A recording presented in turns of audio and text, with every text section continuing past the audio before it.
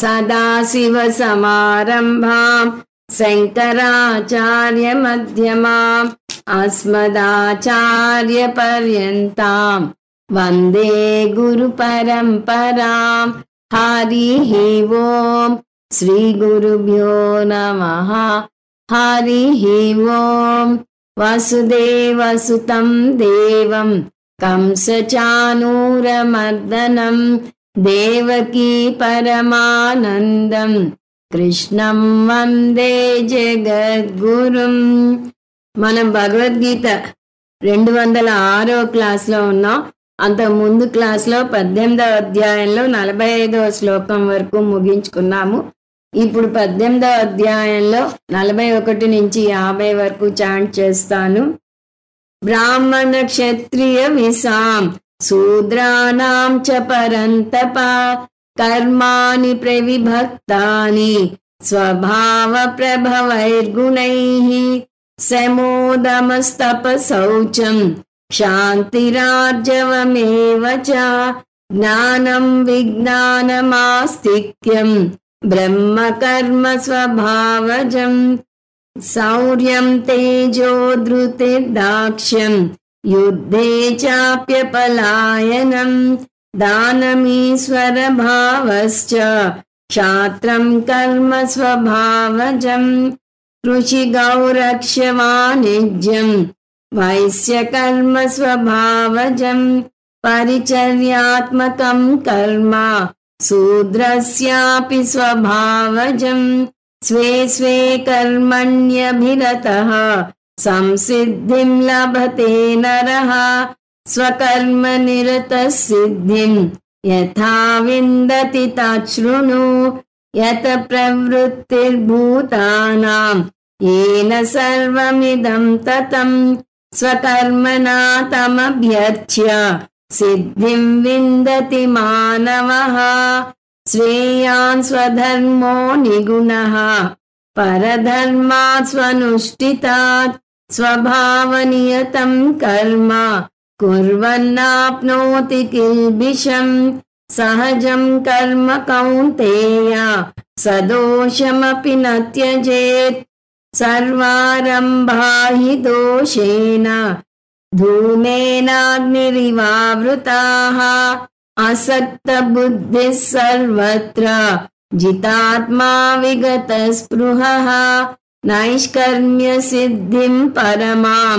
सन्न्यासेनाधिगच्छति सिद्धिं प्राप्तो यथा ब्रह्म तथाप्नोति निबोध मे समासेनैव कौन्तेय నిష్టా జ్ఞానస్య యా పరా. 18వ అధ్యాయాన్ని ప్రధానంగా 5 అంశాలుగా విభజించవచ్చు అని చూస్తూ వస్తున్నాం. అవి 1 సాత్విక సన్యాస యోగం శ్లోకాలు 1 నుంచి 12 వరకు, 2 జ్ఞానయోగం శ్లోకాలు 13 నుంచి 17 వరకు, 3 6 అంశాల విశ్లేషణ శ్లోకాలు 18 నుంచి 40 వరకు, 4 కర్మయోగం జ్ఞానయోగం శ్లోకాలు 41 నుంచి 66 వరకు, 5 ఉపసంహారం శ్లోకాలు 67 నుంచి 78 వరకు. మనం 6 అంశాల విశ్లేషణ ముగించుకుని 4వదైన కర్మయోగం జ్ఞానయోగం గురించి చూస్తున్నాము. ముందుగా కర్మయోగం శ్లోకాలు 41 నుంచి 49 వరకు వస్తాయని చూసాం. కృష్ణ పరమాత్మ 4 వర్ణాల గురించి 41లో పరిచయం చేశాడు. దాని తర్వాత ఈ వర్ణాలని గుణపరంగా ఎలా ఉంటాయో వివరించాడు. ముందు 41వ శ్లోకం చాంట్ చేస్తాను. బ్రాహ్మణ క్షత్రియ విసాం శూద్రాణాం చ పరంతప కర్మాణి ప్రవిభక్తాని స్వభావ ప్రభవైర్గుణైః. బ్రాహ్మణ క్షత్రియ విసాం శూద్రాణాంచ అంటే మనుషుల్లో 4 వర్ణాల వారు ఉన్నారు. వాళ్ళు బ్రాహ్మణులు, క్షత్రియులు, వైశ్యులు, శూద్రులు అని చెప్పాడు. విసాం అంటే వైశ్యులు. కర్మాని ప్రవిభక్తాని వారు చేయాల్సిన కర్మలను వేదాలే నిర్దేశించాయి. స్వభావ ప్రభవైర్గుణైః స్వభావం అంటే ప్రకృతి, ప్రభవ అంటే దాని నుంచి పుట్టింది. అంటే మీ గుణాన్ని బట్టి శాస్త్రం మీకు కర్మను నిర్దేశించింది అని చెప్తున్నాడు. కాబట్టి ఏ కర్మ చేస్తున్నా వృత్తి చేసినందుకు గర్వంగా భావించండి అని పరిచయం చేసి ఒక్కొక్కరి స్వాభావిక కర్మను నిర్వచిస్తున్నాడు. 42లో బ్రాహ్మణ కర్మను నిర్వచించాడు. అందులో మనం చాలా వివరంగా బ్రాహ్మణుడు చేయాల్సిన ఏంటో చూసాం. బ్రాహ్మణుడు చాలా అనంతంగా ఉన్న శాస్త్రాన్ని నేర్చుకోవాలి. 4 వేదాలు, 6 వేదంగాలు, తర్వాత మీమాంస, న్యాయశాస్త్రం, పురాణం, ధర్మశాస్త్రం, చతుర్దశ విద్యలు అన్ని అధ్యయనం చేయాలి. వాటి కోసం సంస్కృతాన్ని అధ్యయనం చేయాలి. దాన్ని మళ్ళీ అధ్యాపనం చేయాలి, అంటే నలుగురికి బోధించాలి. దాని తర్వాత తన జీవితం ఆదర్శప్రాయంగా ఉండేలాగా మలుచుకోవాలి. ఆచార్యుడు అంటే తను ఆచరించి చూపే వ్యక్తి అని. అందువల్ల తన సుఖాలను త్యజించి చాలా సింపుల్ జీవితం గడపాలి అని చూసాం. అతనికి ఉండాల్సిన లక్షణాలు కొన్ని కృష్ణ పరమాత్మ పేర్కొన్నాడు. అవి శమము, దమము అంటే మనోనిగ్రహం, ఇంద్రియ నిగ్రహం. తపస్సు అంటే ధార్మిక జీవనం గడపడం. శౌచం అంటే శుభ్రత, ఆంతర శుభ్రత కూడా అందులోకి వస్తుంది. శాంతి అంటే శరీర సుఖాలు తక్కువే ఉన్నా వాటికి బాధపడకుండా ఉండటం. ఆర్జవం మనోవాక్కాయ కర్మలను ఒక్క త్రాటి మీద నడిపించటం. జ్ఞానం అంటే శాస్త్రాన్ని తను నేర్చుకుని నలుగురికి బోధ చేయాలి అని ఇప్పుడే చూసాం. సో అధ్యయనం, అధ్యాపనం. విజ్ఞానం, ఈ జ్ఞానం కూడా పరావిద్య అపరావిద్య 2 పొందాలి. జ్ఞానం అపరావిద్యలోకి, విజ్ఞానం పరావిద్యలోకి వస్తుంది. ఆస్తిక్యం, శాస్త్రం మీద శ్రద్ధ ఉండాలి. శ్రద్ధ లేని వ్యక్తి ఇన్ని వివరాలుగా ఉన్న శాస్త్రాన్ని నేర్చుకోనే లేడు. బ్రహ్మ కర్మ, ఇదంతా బ్రాహ్మణుడి కర్మ అని. కర్మ అంటే అతని ఫేట్ అని కాదు, ఇక్కడ బ్రాహ్మణుడు చేయాల్సిన కర్మ, బ్రాహ్మణ వృత్తి. గుణబ్రాహ్మణుడు పైన చెప్పిన గుణాలన్నింటినీ పాటించాలి. స్వభావజం, అందువల్ల వీటిని సహజంగా ఇష్టపడాలి అని అంటున్నాడు. ఎందుకంటే ఇవి బలవంత పెడితే వచ్చేది కాదు. 43లో క్షత్రియ స్వభావ కర్మని వివరించాడు. శౌర్యం, తేజో, ధృతి, దాక్ష్యం. శౌర్యం అంటే ధైర్యం, తేజ అంటే శక్తి, ధృతి అంటే దృఢ నిశ్చయం, దాక్ష్యం అంటే వ్యవహార దక్షత. యుద్ధేచ అపి అపలాయనం, యుద్ధం నుంచి పారిపోకూడదు. కృష్ణ పరమాత్మ నెమ్మదిగా చురకలు వేస్తున్నాడు అర్జునుడికి. కాబట్టి క్షత్రియుడు యుద్ధం నుంచి పారిపోదాం రా అని అనకూడదు. దానం, క్షత్రియుడు బ్రాహ్మణుడిని పోషించాలి, అందువల్ల అతనిలో దాన గుణం బాగా ఉండాలి. ఈశ్వర భావచ అంటే నాయకత్వ లక్షణాలు ఉండాలి. అతనే నలుగురిని లీడ్ చేయాలి, అందువల్ల అతనిలో నాయకత్వం బాగా ఉండాలి. క్షాత్రం కర్మ స్వభావజం, ఇటువంటి కర్మలను క్షత్రియుల స్వాభావిక కర్మలు అంటారు. 44లో వైశ్య కర్మ, శూద్ర కర్మలను కలిపి చెప్పేశాడు. వైశ్యుల స్వాభావిక కర్మలను ఈ విధంగా వర్ణించాడు. కృషి అంటే వ్యవసాయం, గౌరక్ష గోవులను పెంచడం. ఆ రోజుల్లో గోవులు ఆర్థిక వ్యవస్థలో ముఖ్య పాత్రను వహించేవి. తర్వాత వాణిజ్యం, వాణిజ్యం అంటే వ్యాపారం. ఇవన్నీ వైశ్య కర్మలు. వైశ్య కర్మ స్వభావజం, ఇటువంటి కర్మలను వైశ్యుల స్వాభావిక కర్మలు అంటారు. తర్వాత పరిచర్యాత్మకం, పరిచర్యలు చేయటం అనే కర్మ, కర్మ శూద్రస్యాపి స్వభావజం. ఈ పై ముగ్గురికి సేవలు చేయటం శూద్రుల స్వాభావిక కర్మ అని చెప్పాడు. ఇప్పుడు ఈ 4 కర్మలను ఒకసారి మనం పట్టికలాగా చూస్తే స్వాభావిక కర్మలు, శ్లోకం, వర్ణం, వివరణ. శ్లోకం 42 బ్రాహ్మణ వర్ణం గురించి చెప్పాడు. అతనికి ఉండాల్సిన లక్షణాలు శమము, దమము, తపస్సు, శౌచము, శాంతి, ఆర్జవము, జ్ఞానము, విజ్ఞానము, ఆస్తిక్యము. 43 క్షత్రియుల గురించి చెప్పాడు. శౌర్యము, తేజస్సు, ధృతి, దక్షత, యుద్ధంలో వెన్ను చూపకపోవటం, దానగుణం, నాయకత్వపు లక్షణం. 44 వైశ్యులు వ్యవసాయము, గోశాల, వాణిజ్య వ్యవహారాలు చూడటం. 44లోనే శూద్రుల గురించి అన్ని వర్ణాల వారికి పరిచయం చేయటం అని అన్నాడు. అందువల్ల మీరు ఏ కర్మ ఎన్నుకున్నా దానిలోనే రాణించండి అని 45లో చెప్పాడు. అది ఒకసారి మళ్ళీ చూద్దాం. స్వే స్వే కర్మణ్యభిరతః సంసిద్ధిం లభతే నరః స్వకర్మ నిరత సిద్ధిం యథా విందతి తచ్ఛృణు. సో కర్మను కర్మయోగంగా మార్చుకోవడానికి మీరు చేసే ఉద్యోగాన్ని మారనవసరం లేదు. ముందు స్పష్టం చేస్తున్నాడు కృష్ణ పరమాత్మ, మీ దృక్పథం మార్చుకుంటే చాలు అన్నాడు. స్వే స్వే కర్మణ్యభిరత, మీరున్న వృత్తిలోనే మీరు కొనసాగండి, మాటి ఉద్యోగం మారనవసరం లేదు అంటాడు. ఎందువల్లనంటే ఒకే ఉద్యోగంలో ఉంటే మీరు ఆ ఉద్యోగంలో శ్రేష్టంగా అయ్యే అవకాశం ఉంటుంది. అందువల్ల మీరు ఉద్యోగం ఎన్నుకునే ముందే 1-2 సార్లు బేరీజు వేసుకుని ఇందులో నేను రాణిస్తానా లేదా, ఈ వృత్తి నా మనస్తత్వానికి సరిపోతుందా లేదా చూసుకోవాలి. ఆలస్యం అయినా పర్వాలేదు, ఆచితూచి నిర్ణయం తీసుకోవాలి. ఒకసారి నిర్ణయం తీసుకున్నాక దానికి కట్టుబడి ఉండాలి. సమాజం ఏమన్నా పట్టించుకోవద్దు, ఎందుకంటే సమాజం ఇవాళ ఒక వృత్తిని మెచ్చుకుంటే రేపు ఇంకొక వృత్తిని మెచ్చుకుంటుంది. అందువల్ల స్వే స్వే కర్మణి అంటే మీరు ఎన్నుకున్న రంగంలో అభిరత అంటే అంకిత భావంతో చేయండి. ఈ రోజుల్లో కమ్యూనికేషన్ గ్యాప్ ఎక్కువైపోతుంది. మీరు చెప్పేది ఒకటి, వాళ్ళు అర్థం చేసుకునేది ఒకటి. అందువల్ల మీరు చెప్పేది స్పష్టంగా ఏమాత్రం సందేహం లేకుండా ఎదుటి వారికి, ముఖ్యంగా మీ కింద వారికి సమాచారాన్ని సమర్థవంతంగా అందజేయాలనే విషయం మీద మీరు పరిశోధనలు చేయవచ్చు. ఎంత లోతుగా వెళ్ళాలి అంటే మీరు ఆ పనిని మనసా వాచా చేయాలి. అభిరత అంటే అది అర్థం. రమ్ అంటే రమించటం, అభిరమ్ అంటే మనసా వాచ రమించటం. సంసిద్ధిం లభతే నరః, సంసిద్ధి అంటే చిత్తశుద్ధి. మీ పని మీద మీరు మీ దృక్పథాన్ని మార్చుకుంటే మీరు చిత్తశుద్ధిని పొందుతారు, ఆధ్యాత్మికంగా ఎదుగుతారు. లౌకిక పనిని కూడా ఆధ్యాత్మికంగా మలుచుకోగలుగుతారు.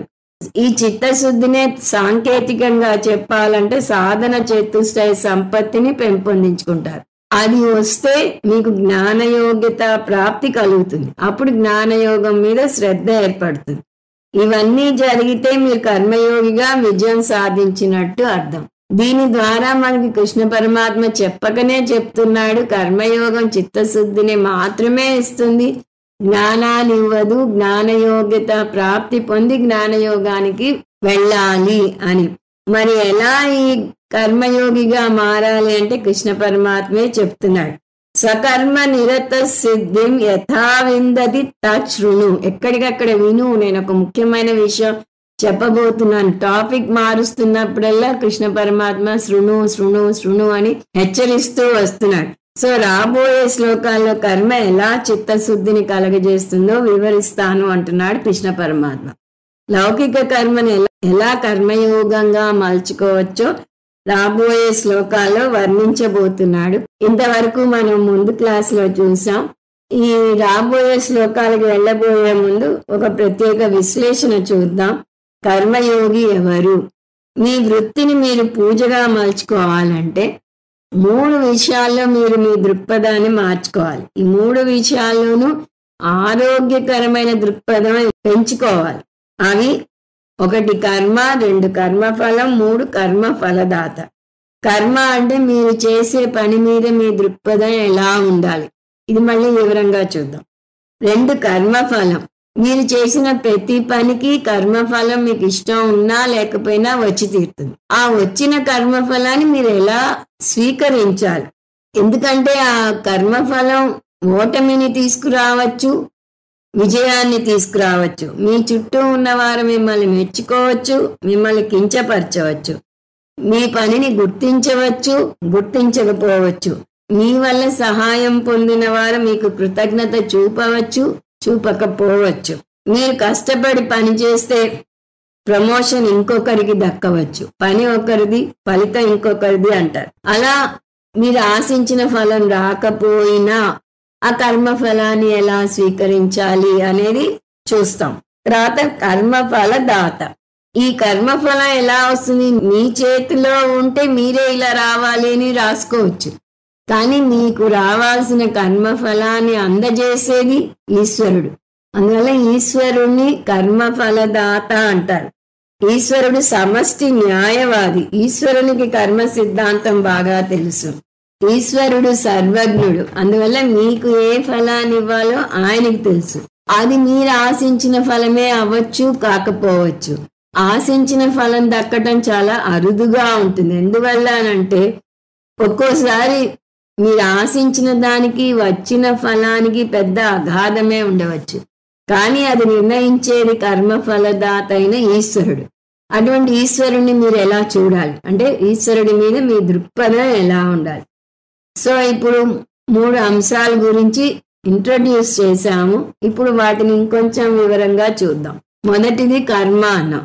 మీరు చేసిన కర్మ భగవంతుని అర్పించబడుతుంది అనే విషయాన్ని పదే పదే పదే గుర్తు తెచ్చుకోవాలి. మీకు ఇష్టమున్నా లేకపోయినా మీరు చేసిన ప్రతి ఒక్క కర్మ కూడా భగవంతుని చేతుల్లోకి వెళ్తుంది. ఆయనకి ఎందుకు వెళ్ళాలి అంటే ఇప్పుడే చూసాం, ఆయన కర్మ ఫలదాత. మీ కర్మ ఆయన బేరీజు వేయకపోతే ఫలాన్ని ఎలా ఇస్తాడు? అందువల్ల ప్రతి కర్మ భగవంతుని చేతిలోకి వెళ్ళి తీరుతుంది. ఎలాగూ భగవంతుని చేతుల్లోకి వెళ్ళి తీరే కర్మను మీరెందుకు అర్పణ భావనతో చేయకూడదు? ఎప్పుడైతే మీరు కర్మను భగవంతునికి అర్పణ చేయాలనుకున్నారో అప్పుడే కర్మ మీద మీ దృష్టి మారుతుంది. ముందుగా మీరు చేసే కర్మను ఆనందించడం నేర్చుకుంటారు. ధృతి, ఉత్సాహం అవే వస్తాయి. ఎవరి కోసమో చేస్తున్నట్టు చేయకండి. ఎందుకు వచ్చిన కర్మరా బాబు ఈ కర్మ అనుకోకండి. ఏం చేసినా చిరునవ్వుతో చేయండి. అలా ముందు కర్మను ప్రేమించండి. మనం చేసిన పనిని భగవంతునికి అర్పిస్తున్నాము అని తెలుసుకుంటే ఎంత శ్రద్ధగా చేస్తామో ఆలోచించుకోండి అని. తర్వాత మీరు చేసే కర్మను భగవంతునికి అర్పిస్తారు కాబట్టి మీరు చేసే కర్మలో నాణ్యతను పెంచండి. మీరు చేసే ఏ పనినైనా పై అధికారి కోసమో ప్రమోషన్ కోసమో అవార్డు రావాలనో చేయకండి. అవి కూడా వస్తాయి, కాకపోతే అవి ఆగంతుక ఫలం అంటాం. అవి వస్తే రానివ్వండి, కానీ దాన్ని భగవంతునికి అర్పిస్తున్నారు కాబట్టి శ్రద్ధగా చేయండి. అందువల్ల మీరు ఏ పనిని చేస్తున్నా అంతకు ముందు కన్నా కూడా మెరుగ్గా, అంతకు ముందు కన్నా కూడా శ్రద్ధగా చేయండి. మీ లెటర్ ప్యాడ్లో ఒక లెటర్ రాసి దాన్ని చింపేటప్పుడు జాగ్రత్తగా చింపాలి. ఆ పేపరు చిరిగిపోకూడదు. చిన్మయానంద స్వామీజీ ఏదైనా పని చేసేటప్పుడు చూసి తీరాలి, 2 కళ్ళు చాలవు అంటారు స్వామీజీ. ఏ పని చేసినా ఎంత చిన్నదైనా సరే పరిపూర్ణంగా చేయాలి. ఆ లెటర్ ప్యాడ్ నుంచి చింపిన కాగితాన్ని మడవటంలో కూడా ఒక ప్రజ్ఞ ఉంది. ఎలా పడితే అలా మడవకూడదు. కాగితం యొక్క 2 కొనలు సరిగ్గా కలుసుకోవాలి. దాని కవర్లో సరిగా పెట్టాలి. కవర్ సరిగా అంటించాలి. దానికి అంటించే జిగురు బయటకు రాకూడదు. స్టాంప్ అంటించాలంటే చాలా మంది టక్కున నాలిక జాచేచి దానికి రాసి అంటించడానికి చూస్తారు. అలా చేస్తే ఆ స్టాంప్ సరిగా అంటుకోదు. చిన్మయానంద స్వామీజీ అలా నిర్లక్ష్యంగా చేస్తే ఇష్టపడేవారు కాదు. ఎవరినైనా ఇలా శ్రద్ధగా చేయాలి అంటే వారు చెప్పే కుంటిసాగు నాకు తీరిక లేదు, 1,00,000 పనులు ఉన్నాయి అని అంటారు. ప్రపంచంలో క్షణం తీరిక లేకుండా పనిచేసే వారిలో ఒకరు చిన్మయానంద స్వామి. ఆయన ఏ చిన్న పనైనా అంత సమర్థవంతంగా చేయగలిగితే మనం ఎందుకు చేయలేము అనేది ఆలోచించాలి. ఆఖరికి తన జేబు రుమాలను మడతలు పెట్టి జేబులో పెట్టుకోవటంలో కూడా శ్రద్ధ సామర్థ్యం చూపేవారు. ఆయన చూస్తే మనం కూడా అంత శ్రద్ధగా పనులు చేయాలి అని నేర్చుకుంటాం. భగవంతునికి అర్పించే పని ఎంత శ్రద్ధగా ఉండాలి. కాబట్టి కర్మను ఈశ్వరార్పణ భావనతో చేయాలి. ఇప్పుడు 2వ అంశంలోకి వెళ్దాం. అది కర్మ ఫలం. ఇప్పుడే చూసాం, మీరు ఏ పని చేసినా ఆ కర్మ భగవంతుని చేతుల్లోకి వెళ్తుందని, భగవంతుడు కర్మ ఫలదాత అని చూసాం. సాక్షాత్తు భగవంతుడే కర్మ ఫలం ఇస్తున్నాడు అంటే భగవంతుడు ఇచ్చే కర్మ న్యాయంగానే ఉంటుంది. ఎందుకంటే భగవంతునికి పక్షపాతం లేదు, అన్యాయం చేయడు. అంత సర్వజ్ఞుడైన భగవంతుని తీర్పుని బేరీజు వేసేటంత శక్తి మీకెక్కడిది? భగవంతుడు ఇచ్చిన కర్మఫలం మంచిదో కాదో చెప్పడానికి కర్మ సూత్రాల మీద మీకున్న జ్ఞానం ఏపాటిది? భగవంతుడు కర్మఫలాలను మీరు జన్మలో చేసిన పనులను బట్టి మాత్రమే కాక ముందు జన్మలో కర్మలను కూడా దృష్టిలో పెట్టుకుని ఇస్తాడు. మీకు ఈ జన్మలో ఏం చేశారోనే గుర్తుండదు. అలాంటప్పుడు కిందటి జన్మల్లో ఏం చేశారో మీకేం తెలుస్తుంది? అందువల్ల కర్మఫలంగా భగవంతుడు ఏదిచ్చినా దాన్ని ఈశ్వర ప్రసాదంగా స్వీకరించాలి. అంటే కర్మ చేసేటప్పుడు ఈశ్వరార్పణ బుద్ధితో చేయాలి. కర్మ ఫలాన్ని ఈశ్వర ప్రసాద బుద్ధితో స్వీకరించాలి. సో కర్మయోగం అంటే నిర్వచనం మనం చాలాసార్లు చూసాం. కర్మయోగం అంటే ఈశ్వరార్పణ బుద్ధి, ఈశ్వర ప్రసాద బుద్ధి. దీని సరి అయిన దృక్పథం అంటారు. మూడవ అంశం కర్మఫలదాత. ఈశ్వరుడు కర్మఫలదాత అంటున్నాం కదా, ఆ ఈశ్వరుణ్ణి ఎలా కొలవాలి? మొదట్లో మన భక్తి ఏకరూప ఈశ్వరునితో మొదలవుతుంది. భగవంతుడు ఎక్కడున్నాడు అంటే మన పూజ గదిలో ఉన్నాడు, లేదా మనం వెళ్ళే ఆలయంలో ఉన్నాడు అంటాం. అది కాదంటే కైలాసంలోనో వైకుంఠంలోనో ఉన్నాడు అంటాం. కొంతమంది కృష్ణ భక్తులు ఉంటారు, ఏ సమస్య వచ్చినా కృష్ణుడితో మొరపెట్టుకుంటారు. కానీ వారి ఉద్దేశంలో కృష్ణుడు వైకుంఠంలో ఉన్నాడు, అందువల్ల పైకి చూస్తూ థ్యాంక్ యూ కానాజీ అంటారు. అంటే పైన ఉన్న దేవుడికి కృతజ్ఞతలు చెప్తారు. పూజ చేయడానికి అంతవరకు అది సరిపోతుంది. భగవంతునికి ఒక రూపం ఇవ్వకపోతే పూలు పండ్లు ఎలా నివేదన చేస్తాము?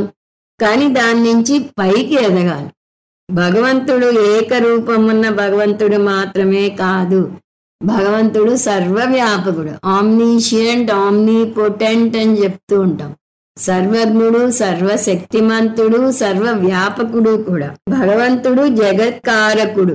ఇక్కడ మనం ఉపాదాన కారణంగా చూడాలి. ఉపాదాన కారణం సూత్రం ఏమిటంటే కారణం కార్యమంతటా ఉంటుంది. బంగారం ఆభరణం అంతటా ఉంటుంది, మట్టి కుండ అంతటా ఉంటుంది. భగవంతుడు జగత్తు అంతటా ఉన్నాడు. అంతటా ఉన్నాడు అంటే ఏ రూపంలో ఉన్నాడు? రూపం సర్వవ్యాపకత్వం రెండు భిన్న పదాలు, అవి రెండు ఒక వరలో ఇమడలేవు. రూపం ఉంటే పరిమితి ఉంటుంది, సర్వవ్యాపకత్వం అంటే పరిమితి లేదు, రూపం లేదు. ఆకాశం సర్వవ్యాపకం, దానికి ఏ రూపం ఉంది? అలాగే భగవంతుణ్ణి ఏకరూప ఈశ్వరుడు నుంచి అనేక రూప ఈశ్వరుడికి రావాలంటే నిరాకారుడు అని చెప్పగలగాలి. ఆయన జగత్తు అంతటా అనేక రూప ఈశ్వరునిగా ప్రకటితం అవుతున్నాడు. మీ శరీరం అంతటా చైతన్యం నిండి ఉంది అని నేర్చుకున్నారు. అలాగే ఈ చైతన్యం జగతంతటా కూడా నిండి ఉంది. ఒక చైతన్య తత్వం, సర్వజ్ఞత్వం ఉంది జగతంతటా. ఏకరూప ఈశ్వరుడు అనేక రూప ఈశ్వరునికి ప్రతీక. అంటే మీరు ఏ దేవుణ్ణి పూజిస్తే ఆ దేవుడే జగతంతా ఉన్నాడు అని అర్థం చేసుకోవాలి. కృష్ణుడిని పూజిస్తే కృష్ణ పరమాత్మ జగతంతా ఉన్నాడు, దేవిని పూజిస్తే దేవి జగతంతా ఉంది. అందువల్ల ఏకరూప ఈశ్వరుని కొలిచే స్థాయి నుంచి అనేక రూప ఈశ్వరుని అర్థం చేసుకునే స్థాయికి ఎదగాలి. ప్రేమకు ఏ రూపం ఉంది? కోపానికి ఏ రూపం ఉంది? అందానికి ఏ రూపం ఉంది? ఇవన్నీ ఆబ్స్ట్రాక్ట్ నౌన్ అంటాం ఇంగ్లీష్లో. వాటిని మనం ఎలా తెలుసుకుంటున్నాం, ఎలా అనుభవిస్తున్నాం? అలాగే అనేక రూప ఈశ్వరుని గురించి కూడా అర్థం చేసుకోవాలి. జగత్తులో అంతా ఒక నియమం ప్రకారం జరుగుతోంది, అంతా ఒక క్రమ పద్ధతిలో నడుస్తోందంటే వాటి వెనుక ఎన్నో ప్రకృతి సూత్రాలు ఉన్నాయి. ఏది అనుకోకుండా జరగదు అని స్వామీజీ ఎప్పుడూ చెప్తారు. ఒక సంఘటన జరిగిందంటే దాని వెనుక ఎన్నో ఫ్యాక్టర్స్ ఉన్నాయి అని. వాటి వెనుక సర్వజ్ఞుడైన భగవంతుడు ఉన్నాడు. భగవంతుడు ఒక గుడిలోనో మన పూజ గదిలోనో మాత్రమే లేడు.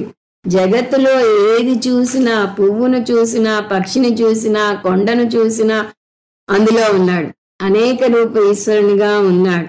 అనేక రూప ఈశ్వరుడు అంటే మళ్ళీ పొరపాటు పడకూడదు. అనేక దేవుళ్ళు కాదు, మీరు కొలిచే ఒకటే దేవుడు అనేక రూపాల్లో, ఎన్ని వస్తువులుంటే అన్నింటిలోనూ ఉన్నాడు.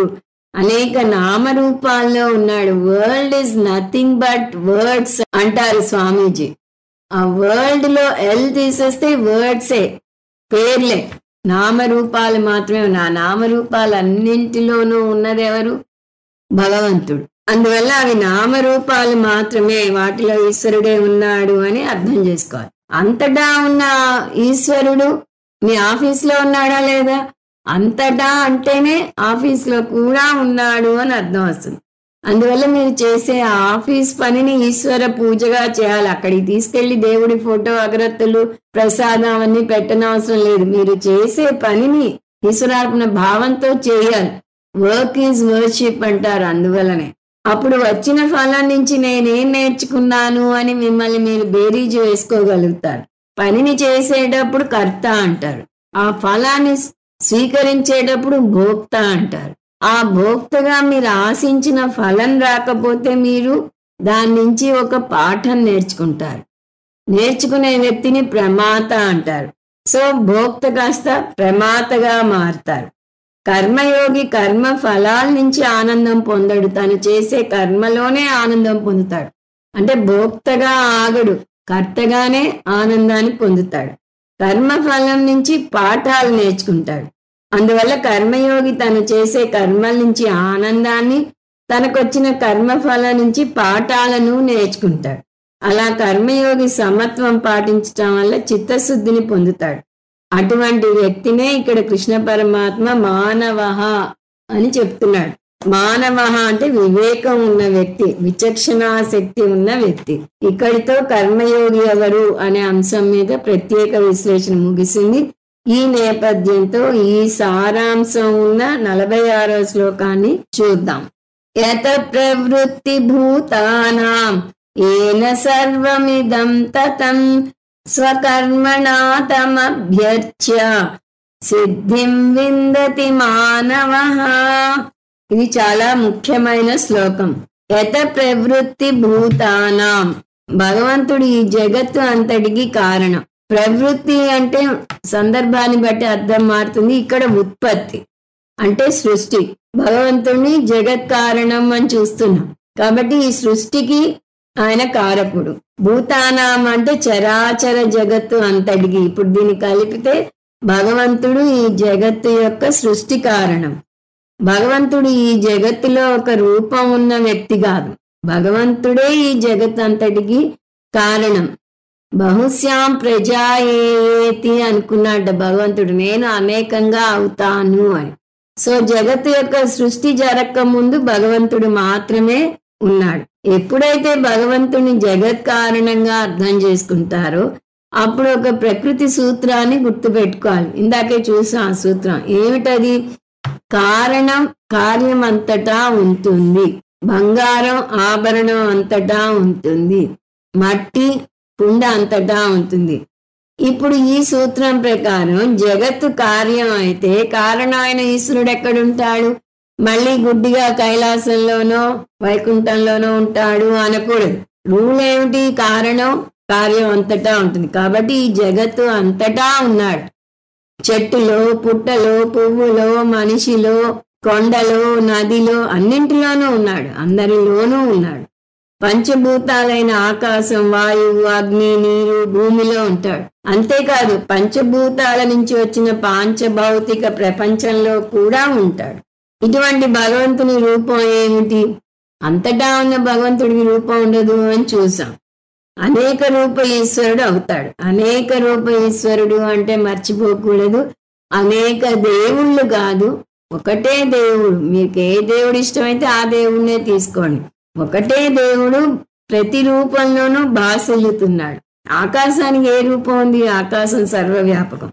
భగవంతుడు ఆకాశానికన్నా సర్వవ్యాపకం. భగవంతుడు సర్వవ్యాపకం. భగవంతుడు సమష్టి బుద్ధిగా సర్వవ్యాపకం. వ్యష్టిగా మీ బుద్ధి లేదా మీ చేతన తత్వం మీ శరీరం అంతటా వ్యాపించి ఉన్నట్టుగా భగవంతుడు సమష్టి బుద్ధిగా చేతన తత్వంగా అంతటా ఉన్నాడు. కానీ అన్నీ మనం చూడలేం. ఉదాహరణకి నా కళ్ళు మీ శరీరాన్ని చూడగలవు, కానీ మీలో ఉన్న చైతన్యాన్ని చూడలేవు. అలాగే మీ బుద్ధిని చూడలేవు. బాహ్యంగా మీకు ఏమీ తెలీదు అని అన్నట్టు అనిపించినా మీరు చాలా పదునైన బుద్ధి ఉన్న వాళ్ళు అవుతారు. అలాగే మీ కళ్ళు ఈ జగత్తును చూస్తున్నాయి, కానీ వాటి వెనక ఉన్న చైతన్యాన్ని చూడలేకపోతున్నాయి. అందువల్ల మీరు అర్థం చేసుకోవాలి, మీరు కొలిచే మీ ఇష్టదేవతే ఈ సర్వవ్యాపకమైన సర్వజ్ఞుడైన భగవంతునికి ప్రతీక. ఈ జ్ఞానాన్ని పెంపొందించుకోవాలి. నా కంటికి కనపడడం లేదు కాబట్టి నేను ఒప్పుకోను అంటే ఇందాక చూసిన అబ్స్ట్రాక్ట్ నౌన్స్ గుర్తుంచుకోండి. మీకు ప్రేమ కనిపిస్తోందా? కోపం కనిపిస్తోందా? అందం కనిపిస్తోందా? వీటికి ఒక రూపం లేకపోయినా వీటిని మీరు అర్థం చేసుకోగలుగుతున్నారు. రూపం లేని దాన్ని అర్థం చేసుకునే సూక్ష్మ బుద్ధి ఉంది. అలాగే రూపం లేని సమష్టి బుద్ధిని అర్థం చేసుకునేటంతగా మీ బుద్ధిని సూక్ష్మం చేసుకోవాలి, సున్నితంగా చేసుకోవాలి. దయానంద స్వామీజీ ఆర్డర్ అనే పదం వాడతారు. There is order in everything అంటారు. ఇంటెలిజెంట్లీ పుట్ టుగెదర్ అంటూ ఉంటారు. జగత్తులో అన్నీ ఒక క్రమ పద్ధతిలో జరుగుతున్నాయి అంటేనే దానికి కారణం భగవంతుడు. ఆ క్రమ పద్ధతిని భగవంతునిగా భావించటం నేర్చుకోండి. విజ్ఞాన శాస్త్రజ్ఞుడు సౌర కుటుంబం గురించి నేర్చుకుంటే సృష్టిలో ఎన్ని ప్రకృతి సూత్రాలున్నాయో అర్థం చేసుకుంటాడు. There is regularity and punctuality in nature అని ఒక సైంటిస్ట్ అంటాడు. అన్నీ ఒక క్రమ పద్ధతిలో వస్తాయి, ఋతువుల క్రమ పద్ధతిలో వస్తాయి. అవన్నీ ఎలా అవుతున్నాయి? భగవంతుడు నిర్దేశించిన సూత్రాల వల్ల అవుతున్నాయి. అలా ఎటు చూసినా భగవంతుడే కనిపిస్తుంటే ఈ జగత్తే మీకు ఒక దేవాలయంగా కనిపిస్తుంది. శివమానస పూజలో అది చెప్తారు. నేను ఏం చేసినా అది నీకు చేసే ఆరాధన అని అంటాడు భక్తుడు. ఏన సర్వమిదం తతం. సో జగత్ కారణమైన భగవంతుడు ఈ జగత్తు అంతటా నిండి ఉన్నాడు. తం అభ్యర్చ్య, ఈ సర్వవ్యాపకమైన భగవంతుణ్ణి పూజించు అంటున్నాడు కృష్ణ పరమాత్మ. ఎందుకంటే అంతటా ఉన్న భగవంతుడు మీ ఆఫీస్లో కూడా ఉన్నాడు. ఆ భగవంతుని పూజ చేయండి. పూజ అంటే పాలు నైవేద్యం కోసం చూడకండి. స్వకర్మణ, మీరు చేసే ఉద్యోగం ద్వారా భగవంతుణ్ణి ప్రార్థించండి. ఆఫీస్లో పని అయితే, మీరు ఉత్తరాలు రాసే జాబ్ అయితే, మీరు రాసే ప్రతి ఉత్తరము శ్రద్ధ పెట్టి రాయండి. చూసే ప్రతి ఫైలును అంకిత భావంతో చూడండి. డాక్టర్ అయితే రోగిని శ్రద్ధగా చూడండి, అతనిచ్చే డబ్బుని బట్టి చూడకండి. ఏం చేసినా భగవంతునికి అర్పిస్తున్నాను అనుకోండి. అలా చేస్తే వచ్చే ఫలం ఏమిటి? సిద్ధిం విందతి మానవః. అలా చేస్తే మీకు తెలియకుండానే ఆ కర్మ మిమ్మల్ని సంస్కరిస్తుంది. ఎందువలనంటే ఈశ్వరార్పణ భావనతో చేస్తే నాకే ఎందుకు వచ్చింది అని అనుకోరు. ఏ ఫలం వచ్చినా కూడా భగవంతుడిని విమర్శించరు. దీనివల్ల నేను ఏ పాఠం నేర్చుకున్నాను అని ఆలోచిస్తారు. కర్మ ఫలాన్ని అనుభవిస్తున్నప్పుడు మీరు భోక్త అవుతారు అని చూసాం. ఆ ఫలం నుంచి మీరు ఏదైనా పాఠం నేర్చుకుంటే ప్రమాత అవుతారు. అంటే భోక్తగా కర్మ ఫలాన్ని అనుభవించాల్సిన మీరు ప్రమాతగా కొత్త పాఠాన్ని నేర్చుకుంటారు. కర్మయోగి కర్మఫలం తెచ్చే ఆనందం కోసం ఎదురు చూడడు అని చూసాం. ఎందువల్ల అతను కర్తగానే ఆనందాన్ని పొందుతాడు. కర్తలో అతను చేసే కర్మలోనే రమిస్తాడు. మామూలుగా ఎవరైనా ఫలం వచ్చాక ఆనందం పొందాలనుకుంటారు, కానీ కర్మయోగి చేసే కర్మలోనే ఆనందం పొందుతాడు. ఒకవేళ కర్మఫలం భిన్నంగా వస్తే అతను ఆశించడు, కానీ ఏదైనా నెగటివ్గా వస్తే దాని నుంచి పాఠాలు నేర్చుకుంటాడు. బాధాకరమైన ఫలం వస్తే ఇంకా గొప్ప పాఠాలు నేర్చుకుంటాడు. పాము విషం తీసుకోండి, పాము మనిషిని కాటేస్తుంది, అతను మరణిస్తాడు. కానీ ఆ పాముని పట్టుకుని విషం తీసి దాన్ని సైంటిఫిక్ గా కొంత చేస్తే దాన్ని ఒక మందుగా వాడవచ్చు. కర్మఫలం కూడా అంతే. మన ఆశించిన కర్మఫలం రాదు, అప్పుడు మనకి బాధ కలుగుతుంది. కానీ ఆ కర్మఫలం నుంచి ఒక పాఠం నేర్చుకుంటే అది మనకి ఉపయోగపడుతుంది. కాబట్టి కర్మయోగికి ప్రతి ఒక్క ఫలము ఒక పాఠశాల. సిద్ధిం విందతి మానవ అంటే కర్మయోగికి ఆ పాఠాలు చిత్తశుద్ధి కలగజేస్తాయి. అటువంటి వ్యక్తిని మానవ అంటారు. మానవ అంటే వివేకం ఉన్న వ్యక్తి, విచక్షణా శక్తి ఉన్న వ్యక్తి.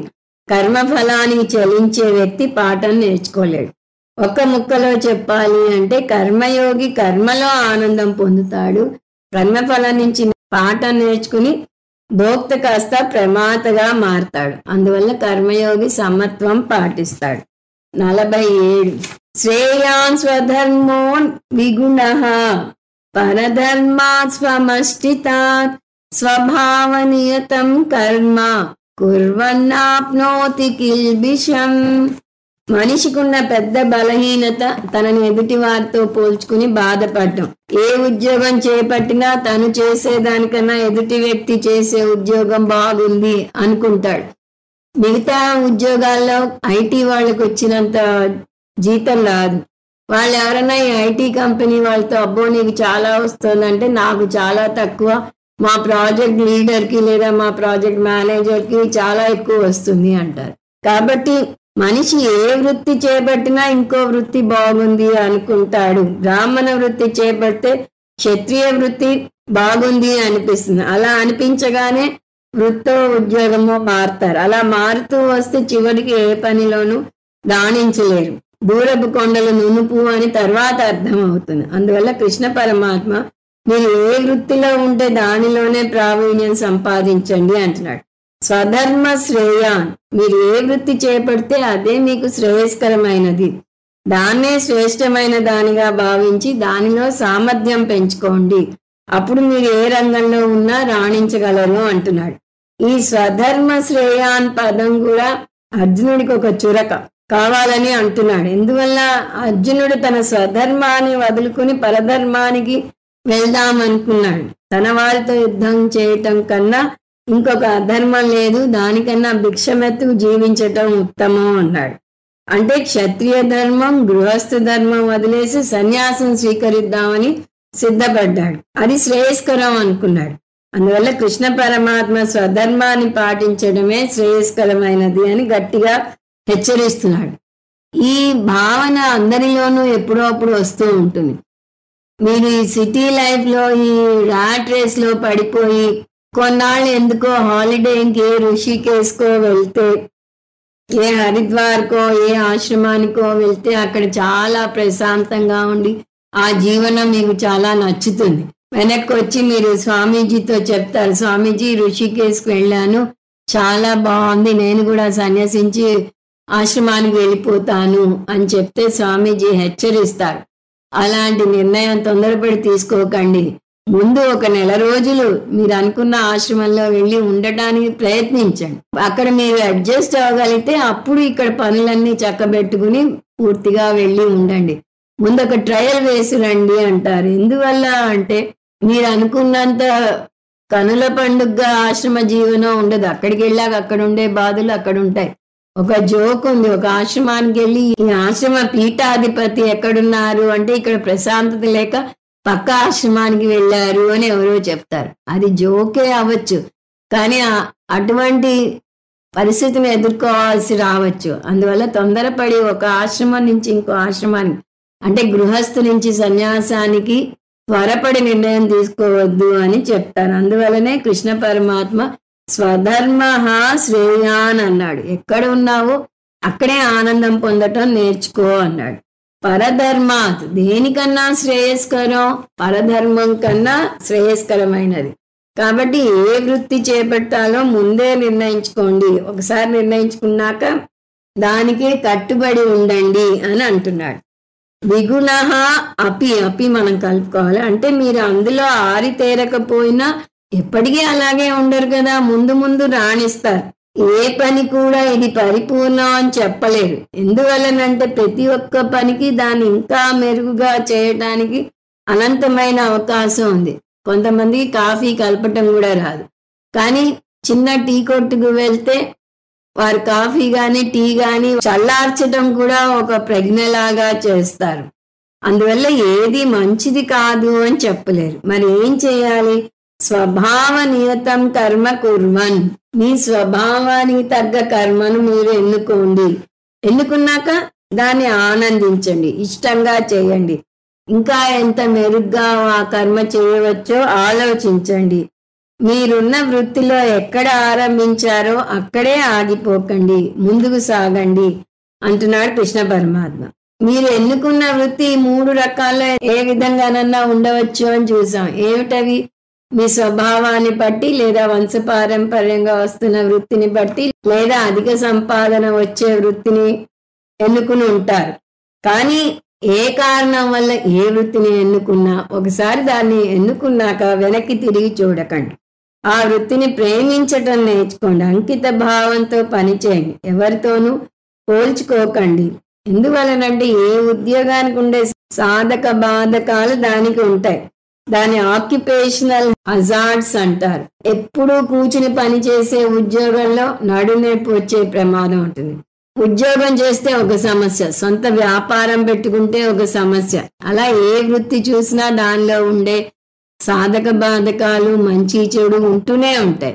అందువల్ల ఏ వృత్తిని ఎన్నుకున్నా అదే శ్రేయస్కరమైనది, ముందు జీర్ణించుకో అంటున్నాడు కృష్ణ పరమాత్మ. కిల్బిషం న ఆప్నోతి, తన స్వధర్మాన్ని పాటిస్తే దానివల్ల పాపం రాదు అని ఇక్కడ చెప్తున్నాడు. ఇది కూడా అర్జునుడి మీద వేస్తున్న ఒక చురకే.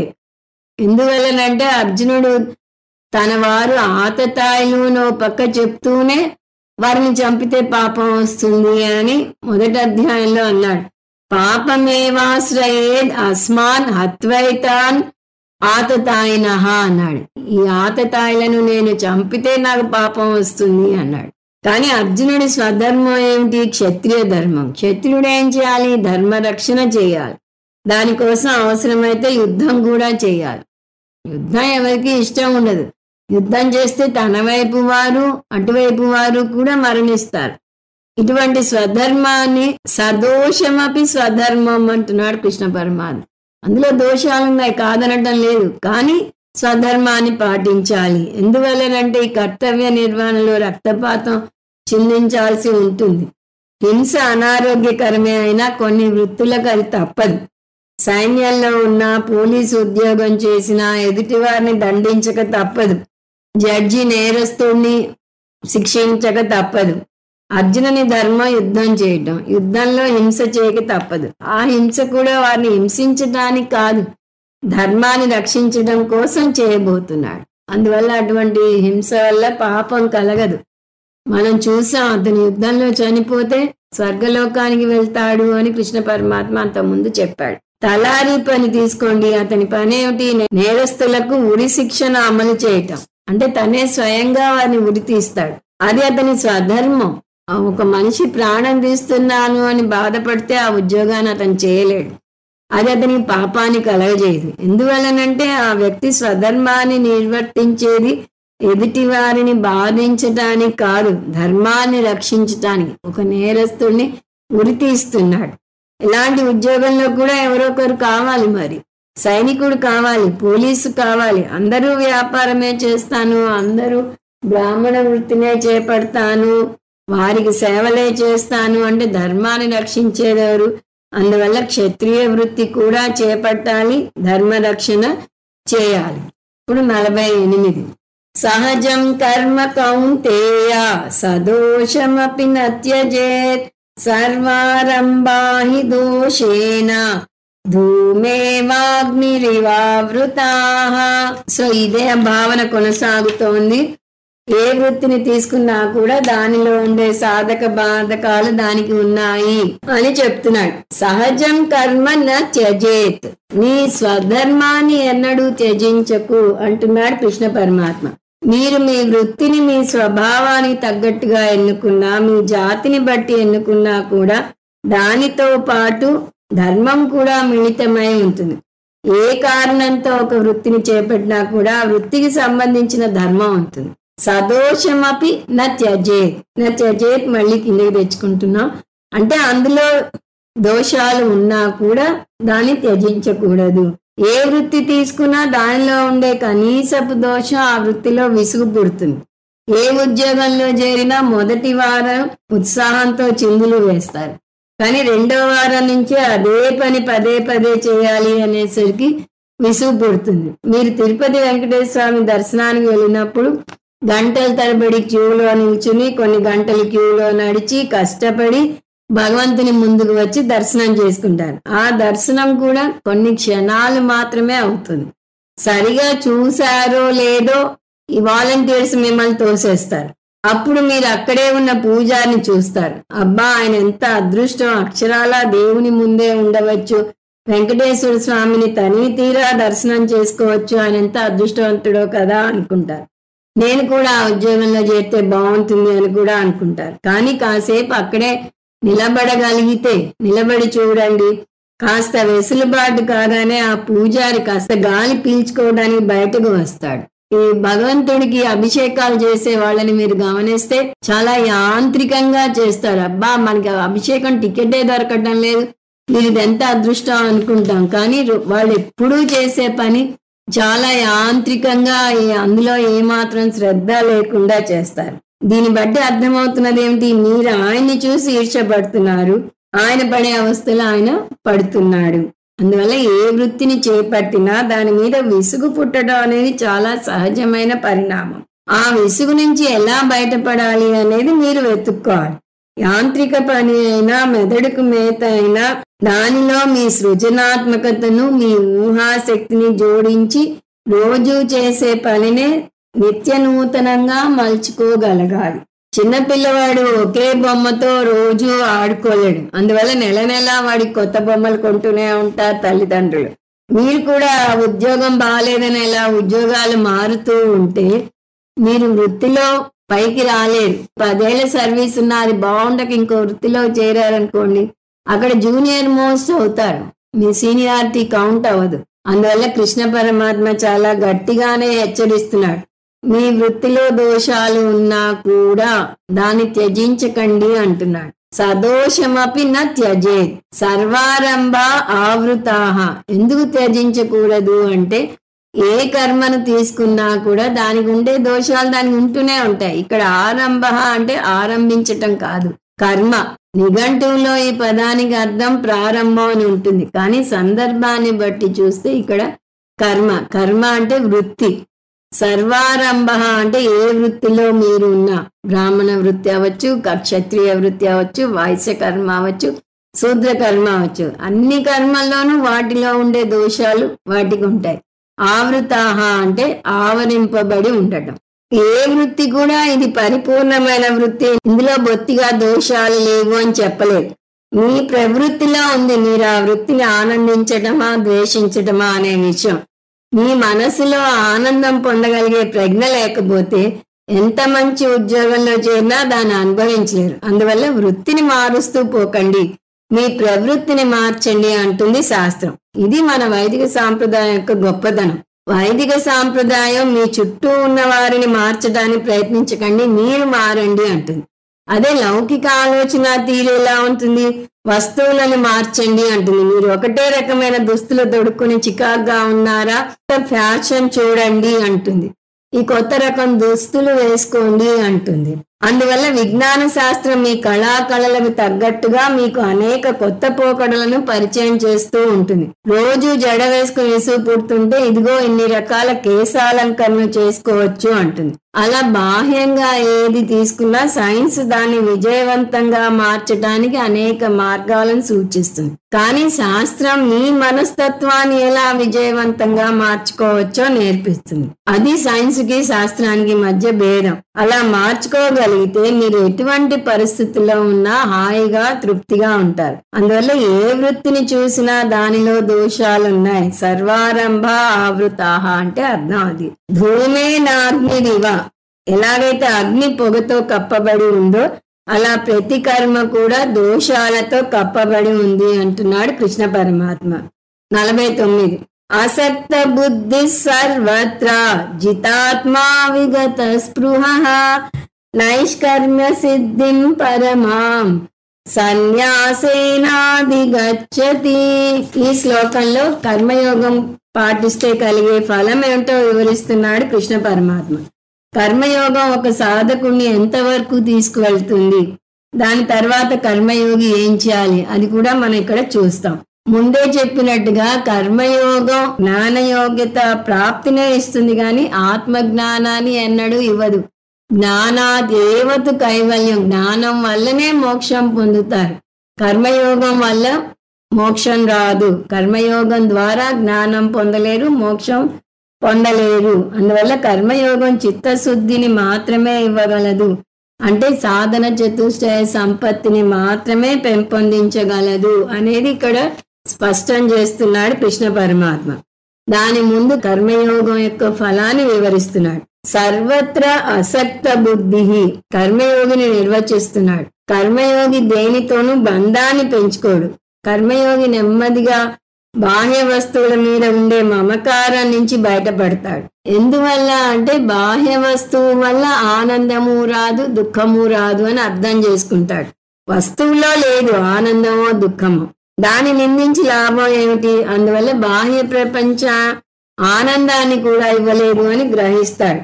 ఈ విషయాన్ని మనం కూడా కొంచెం తర్కం ఉపయోగిస్తే అర్థం చేసుకోవచ్చు. ఒకవేళ బాహ్య వస్తువులే ఆనంద హేతు అయితే ఎవరెవరికి ఆ వస్తువులు ఉన్నాయో వారందరూ సమానంగా ఆనందంగా ఉండాలి. ఉదాహరణకి ఐశ్వర్యం ఆనందాన్ని ఇస్తుంది అంటే ఐశ్వర్యవంతులంతా సమానంగా ఆనందంలో మునిగి తేలాలి కదా. అలా లేరే.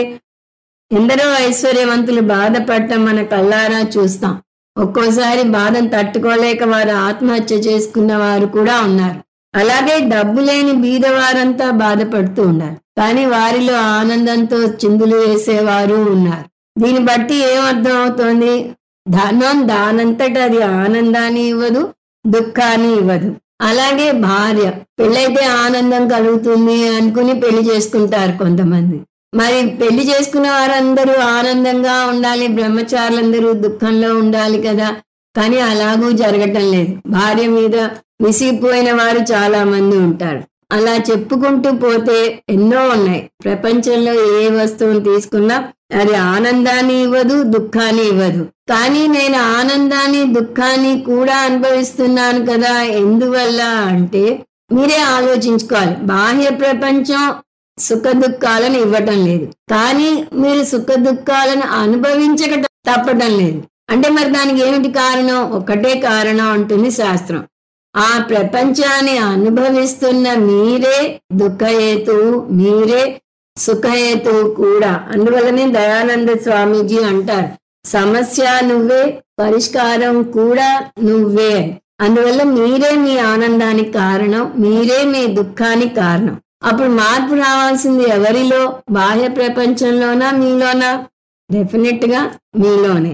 ఎటువంటి మార్పు రావాలి? అజ్ఞాత అహం దుఃఖ కారణం, జ్ఞాత అహం సుఖ కారణం. మీరు అజ్ఞానంలో ఉండటం వల్ల మీరు అవస్థ పడుతున్నారు. ఆ అజ్ఞానాన్ని పారద్రోలితే అంటే జ్ఞానం పొందితే మోక్షం పొందుతున్నారు, సుఖాన్ని అనుభవిస్తున్నారు. సో పరిష్కారం ఎక్కడుంది? మిమ్మల్ని మీరు సరిగా అర్థం చేసుకోవటంలో ఉంది. దుఃఖాన్ని ఆనందంగా మలుచుకోవాలంటే అపార్థం చేసుకున్న మిమ్మల్ని మీరు సరిగా అర్థం చేసుకోవాలి. దీన్ని ఆత్మజ్ఞానం అంటారు. దీనికి మనకి గొప్ప ఉదాహరణ చాందోగ్యోపనిషత్తులో వస్తుంది. నారదుల వారు సనత్ కుమారుని దగ్గరికి ఆత్మ విద్యని బోధించమని అడగడానికి వెళ్తారు. సనత్ కుమారులు వెంటనే బోధించకుండా ముందు నీకేం వచ్చో చెప్పు అంటారు. నారదుల వారికి చాలా విద్యలు వచ్చు. ఉదాహరణకి 4 వేదాలు, ఇతిహాస పురాణాలు, వ్యాకరణం, గణిత శాస్త్రం, భవిష్యవాణి, భూగర్భ విద్య, తర్కశాస్త్రం, ధర్మశాస్త్రం, నిరుత్తం, వేదాలకు సంబంధించిన శిక్ష, కల్పం, ఛందస్సు, భూత విద్య, క్షత్ర విద్య, నక్షత్ర విద్య, సర్ప విద్య, దేవ విద్య, జన విద్య, ఇలా ఎన్నో వచ్చు. ఇన్ని చెప్పినా నారదుల వారికే తెలుసు ఇవన్నీ అనాత్మ ప్రపంచమే, ఆత్మ గురించి తెలియదు అని ఆయనే చెప్తారు. శృతగుం ఏవమే భగవద్ దృశ్యేభ్యః. ఈ క్రింది వాక్యం మీ వంటి మహాత్ముల నుంచి విన్నాను అంటాడు. ఏమిటా వాక్యం? తరతి శోకం ఆత్మవిత్. అంటే ఆత్మజ్ఞానం పొందిన వాడే శోకం అనే సముద్రం నుంచి బయటపడగలడు అని. ఆత్మజ్ఞానం పొందిన వ్యక్తి మాత్రమే దుఃఖ సాగరాన్ని దాటుతాడు. నాకు ఆత్మజ్ఞానం తప్ప అన్నీ తెలుసు, నేను శోకంలో ఉన్నాను, కాబట్టి ఓ భగవాన్ నన్ను ఈ శోకం అనే సాగరం యొక్క ఆవలి తీరానికి మీరే తీసుకువెళ్ళగలరు అని కోరుతాడు.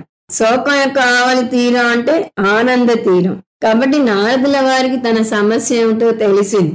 ఆత్మ అజ్ఞానం శోకానికి కారణం, ఆత్మ జ్ఞానం శోకం నుంచి బయటపడవేస్తుంది అని తెలుసుకున్నారు. కానీ ఈ విషయం మనం అంత తేలిగ్గా తెలుసుకోలేం. అందువల్ల ఈ సంసారంలోనే పడి తిరుగుతూ ఉంటాం. సంసారం నుంచి తప్పించుకోవాలంటే ముందు కర్మయోగం పాటించాలి. తన సమస్య తనను తాను అర్థం చేసుకోకపోవటంలోనే ఉంది అని అర్థం చేసుకోవాలి. అంటే ముందు తనను తాను అర్థం చేసుకోకపోవటం, తన స్వరూపాన్ని అర్థం చేసుకోకపోవటం కారణం అని తెలుసుకోవాలి. కర్మయోగి తన సాధన వల్ల తన దుఃఖానికి కానీ ఆనందానికి కానీ ప్రపంచం కారణం కాదు అని ఎప్పుడైతే అర్థం చేసుకుంటాడో అప్పుడే అతను ప్రపంచం మీద పెంచుకున్న రాగం నుంచి విడిపడతాడు. ఇదంతా అసక్త బుద్ధికి వివరణ. తర్వాత పదం విగత స్పృహ. స్పృహ అంటే ఇక్కడ కోరిక. కోరిక లేని వ్యక్తి అవుతాడు అంటున్నాడు కృష్ణ పరమాత్మ. బంధానికి కోరికకు మధ్య ఉన్న సూక్ష్మ భేదం ఏమిటి? మీ దగ్గర ఉన్న వస్తువు మీద ఉండేదాన్ని రాగం అంటారు. మీ దగ్గర లేని వస్తువుని కోరుకోవడాన్ని కామం అంటారు. కర్మయోగికి రాగం కామం రెండు ఉండవు. ఎందువల్ల? కర్మయోగం పాటించటం వల్ల. అందులో ఉపాసనను కూడా కలుపుకుంటాం. ఉపాసన అంటే సగుణ ఈశ్వర ధ్యానం.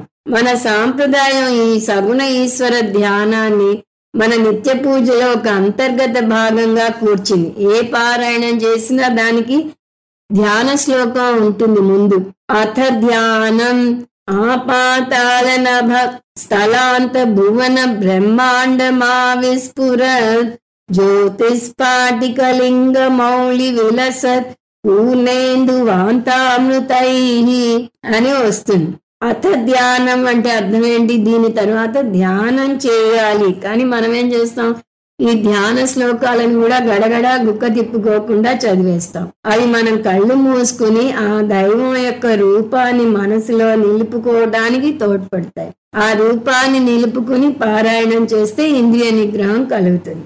అంతేకాదు, ధ్యానం చేస్తే శరీర నిగ్రహం కూడా కలుగుతుంది. 15 నిమిషాలు కుదురుగా కూర్చోవాలి అంటే శరీరాన్ని అదుపులో పెట్టడం నేర్చుకుంటాం. మనసుని అంతర్ముఖం చేస్తాం కాబట్టి ఇంద్రియ నిగ్రహం పొందుతాం. ఒక రూపం మీద ధ్యానం చేస్తాం కాబట్టి మనోనిగ్రహం కూడా పొందుతాం. జితాత్మ తన శరీరాలను జయించిన వ్యక్తి అవుతాడు. ఇక్కడ ఆత్మ అంటే సచ్చిదానంద ఆత్మ కాదు. ఇక్కడ ఆత్మ అంటే కార్యకరణ సంఘాతం, బాడీ మైండ్ కాంప్లెక్స్ అంటాం. జితం అంటే జయించిన వాడు. అష్టాంగ యోగం, ధ్యానం, పూజలు దీనికి బాగా తోడ్పడతాయి. ఎందుకంటే ముందు వీటిలో కుదురుగా కూర్చోవడం నేర్చుకుంటాడు. అది కూడా కర్మయోగ ఫలమే. అసక్త బుద్ధి అంటే రాగం నుంచి విముక్తి. విగత స్పృహ అంటే కామం నుంచి విముక్తి. జితాత్మ అంటే తన శరీరాల మీద జయం. సర్వత్రా అంటే ఎటువంటి పరిస్థితిలో అయినా కూడా. ఈ పదాలన్నింటినీ కలిపి సాంకేతిక పరిభాషలో చెప్పాలంటే సాధన చతుష్టయ సంపత్తి అంటారు. ఇక్కడితో కర్మయోగ సాధన అయిపోయిందా? లేదు, అవలేదు. అసలు సాధన ఇప్పుడే మొదలవుతుంది. దాని జ్ఞానయోగ అంటారు. దాని 2వ పాదంలో పేర్కొంటున్నాడు కృష్ణ పరమాత్మ. అది వచ్చే క్లాస్లో చూద్దాం. ఓం తత్సత్. సర్వం శ్రీకృష్ణార్పణమస్తు. ఓం పూర్ణమద పూర్ణమిదం పూర్ణాత్ పూర్ణముదచ్యతే పూర్ణస్య పూర్ణమాదాయ పూర్ణమేవావశిష్యతే. ఓం శాంతి శాంతి శాంతి. హరి ఓం. శ్రీ గురుభ్యో నమః. హరి ఓం.